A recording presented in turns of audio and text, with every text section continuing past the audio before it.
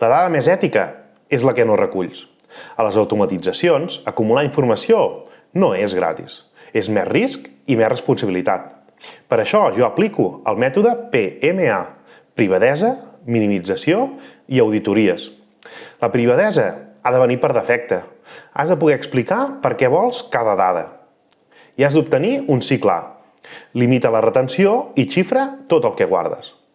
Minimització radical. Per cada camp t'has de preguntar: realment el necessito per aquest objectiu? Qui veurà aquesta dada? I quant de temps l'he de guardar? Si no és imprescindible, no la fico.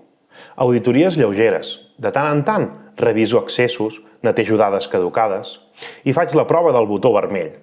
Si algú demana la baixa, puc esborrar totes les seves dades en 5 minuts? Això és ètica pràctica.